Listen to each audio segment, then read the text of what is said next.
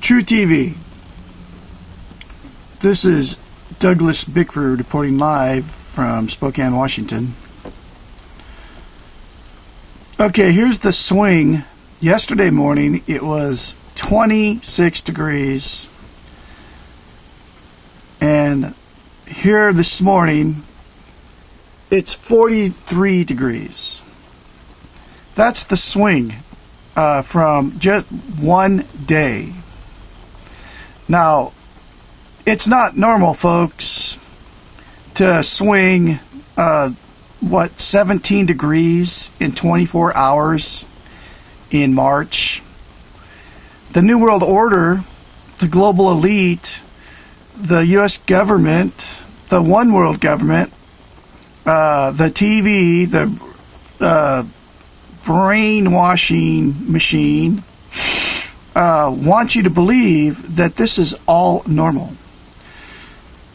And you got to think for yourself, folks, when it's 17 degrees difference in a 24-hour period.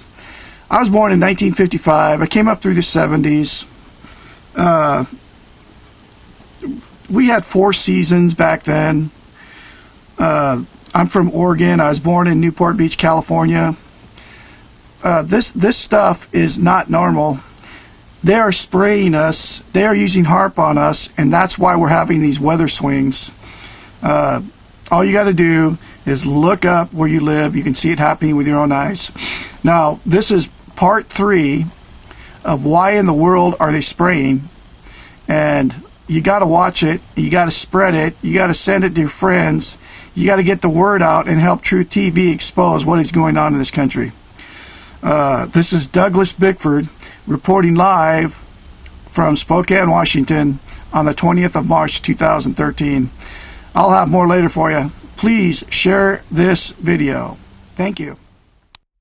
The global studies indicate there will be some impact on precipitation patterns, and obviously there's a lot more opportunity for work in that area. After studying my time-lapse surveillance, one of the reasons I discovered for the trails was that the persistent ones would break, they would misshapen or deform, and other planes would come along and precisely mark off those locations of deformation. And you're not going to get that with a regular fleet. So this had to be one of the primary purposes for chemtrails, in my opinion, was to measure off where we have these discontinuities showing up in the atmosphere.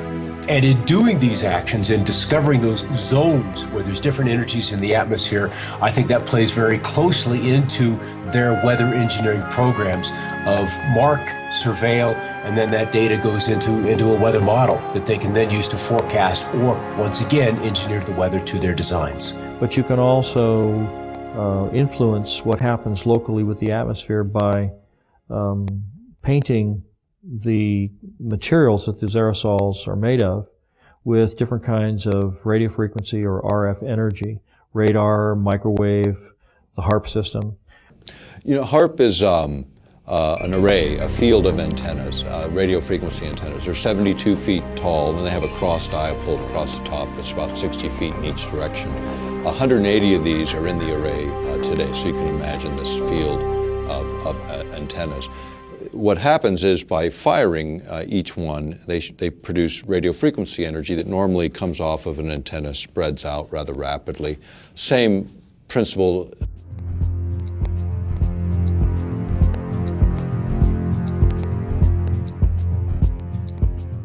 Principles in physics would be like a flashlight shining on a wall. You know, you start with a narrow beam, and by the time you hit the wall, you've got a wide beam. The idea with HAARP is to get it to focus or concentrate that radio frequency energy so it doesn't spread out, so you can hold it tighter together and then manipulate it in very specific ways.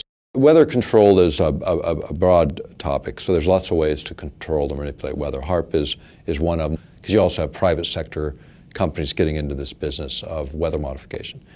In the case of HAARP, do you need, people always ask me, do you need particulates dispersed in the atmosphere to make more effective?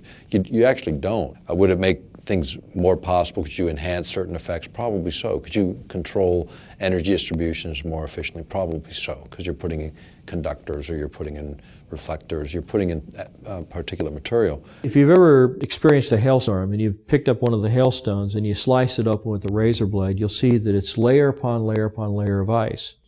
Now, hail is usually formed where you have a low pressure system where there's a tremendous updraft of air. When the air gets warmed up by the sunlight ahead of the storm, the air rises, it takes the moisture that's in the air up to a higher altitude where it's much colder. The moisture begins to condense into water droplets, but the updraft is so powerful that the water is carried to extreme altitudes where it freezes. And it begins to fall, and as it falls, it starts to be caught up in the updraft again, so it's circulated up into the air again, and so each time it's lofted up into the atmosphere, more of the moisture that is condensing on the outside of this nuclei of ice begins to form another layer, and each time it's caught back in the updraft, it goes up again and it gets another layer of ice. And so if you have a system like HARP working in conjunction with aerosols, chemtrails that are spraying in the air, you can actually create updrafts that are so powerful that you can have these hailstone circulation patterns going over and over again, where you get hailstones the size of baseballs or even softballs.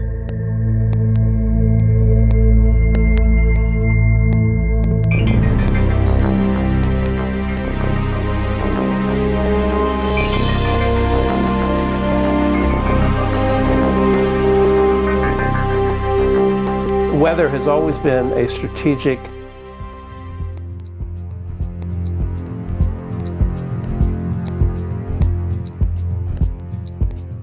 desire to control by the generals, whether it was Napoleon marching towards Moscow, or Hitler in his Russian campaign, or our own Pacific Fleet trying to understand typhoons and use them for our strategic advantage. War and weather are very closely connected. And they've been connected ever since about 1812 or so, maybe earlier than that. Hannibal had to face the snows in the Alps. And so there's a long history of weather and warfare interactions. Environmental manipulation is like the ultimate method of covert warfare, because you can literally shut down food production. You can create a situation where the people within a country revolt against their own government, and you're invited in to mop up the mess. The issue of owning the weather by 2025, it's just a military publication. We've quoted it as far back as, I think, 94, 95 even. But you go back to these earlier reports and you look at sort of what was the objective, and the objective is exactly that: control the battlefield environment. Environmental factors give you an absolute advantage. If you can weaken your adversary before you have to fire the first bullet, maybe you even win the war. Whether it's incredibly historic sandstorms when we're invading Iraq, or you want to drought out or flood out a dictator that you're not happy with, or obscure a beach when there's a landing, or if you just want to make money on the futures market. Owning the weather by 2025, using the weather as a force multiplier. And this kind of goes back to what I was saying before about if you can control where a weather system goes and how much or how severe the weather system is, then you can do other things like you may have heard more recently that many of the aircraft that we've been developing are what they call all-weather capable, which means that they can fly in any kind of weather. They can shoot and target the enemy under really nasty weather circumstances. And these are all things that you can use to your advantage if you happen to be controlling the weather also, because you can have a terrible storm front come in and make it difficult, if not impossible, for the enemy to operate on the ground or to fly their aircraft if they don't have aircraft that are as sophisticated as the ones that you have. And so by creating or using the weather as a force multiplier, as the title implies, that you can achieve an advantage over an enemy force that gives you the upper hand. One of the ideals of the Air Force is to have this all-weather Air Force, or to have their pilots coming back safely and using the weather as a salient against the enemy and clearing out their own airports from, say, from ice fogs or from bad weather. And so if the idea here is that if we can fly and they can't, that's a great military advantage. There was also research studies on hurricanes that the scientists were truly curious about the behavior of hurricanes, but their military patrons were very interested in how to steer them or direct them in certain ways, almost as a guided weapon. This jet stream that's moving across, and it shoots 50 miles north and then 75 miles east and then drops back south again and then kind of goes on its way. And they attributed that little dog leg in the jet stream in Alaska to swinging storm systems out of central Texas into central Florida, where they deposit a couple of tornadoes in the middle of Orlando that were like really rare to see in that part of the country. And so people remember that event and they remember that situation.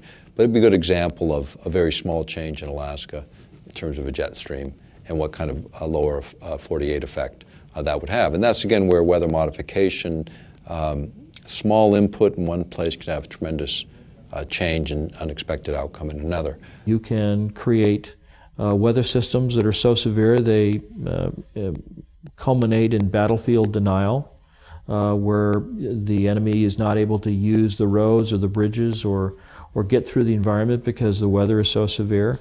And you can use the weather to destroy his crops, deny him a food source, destabilize his population, because people get hungry. When they're hungry, they get angry and nasty and they don't like what's happening. So there are lots of different things that you can do with the materials. It's all how you use them in the environment, how you apply it.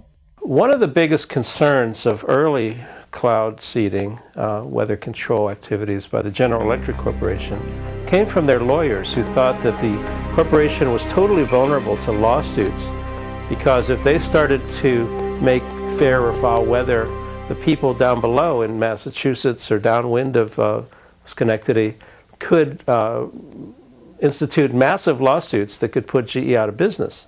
So the first response to weather control from their in-house lawyers was to shut it down, was to give the project to the military and ask them to do it, with the GE lawyers only being the consultants on the project. So they were allowed to suggest and design certain activities, but they weren't allowed to touch anything or throw anything out of the plane.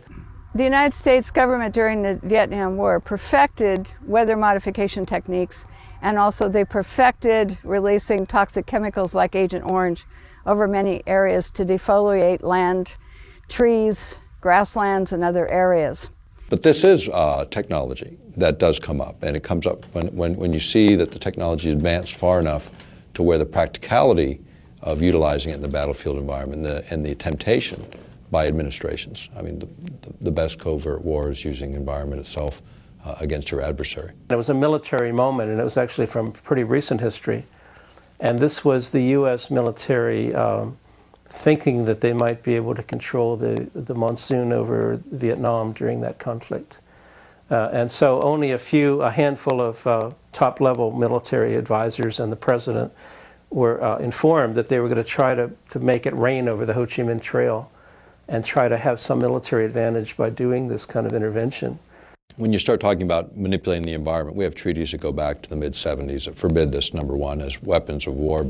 So the perfection of weather modification took place, but it became apparent that using weather modification for wartime purposes was not acceptable to the United States government and other nations of the world.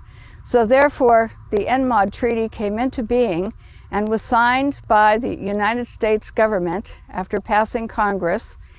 The reason it was signed and implemented was because it would ban warfare, weather modification techniques and use during times of war. Almost all of our treaties that we've signed, including the non-proliferation, counter-proliferation treaties, chemical treaties, the ones that were signed recently, last few years, back maybe a decade now, I guess time goes. But they had domestic exemptions, and so does the environmental treaty, where you can do whatever you want in your own territorial boundaries. I mean, you start manipulating weather in one part of the planet, it doesn't look on the ground and say, oh yeah, wait, this is the boundary of a political boundary. It fails to recognize those. So you start to talk about geophysics and manipulating the planet itself. Then it's a question of those kinds of exemptions shouldn't even be allowed. Meteorology and the military have a very long history, as I said, and it goes into the strategic advantage that multiplies your traditional force, that is your armament, into using nature to your advantage as well. they want to create a storm in the southeast, then they'll start engineering out over the North Pacific. That's where the trailies will be, because you want to work out several days ahead of time so you have less input, and you multiply that over a couple of days, you can have a big result in 5 days' time. So small input upstream, big result downstream. And one of the rules is always work with what's coming. Don't try to necessarily work against it. You can kill a storm in place. That's easy to do with HAARP. You just change the polarization, you change the ionization of the atmosphere, and the storm will fall apart.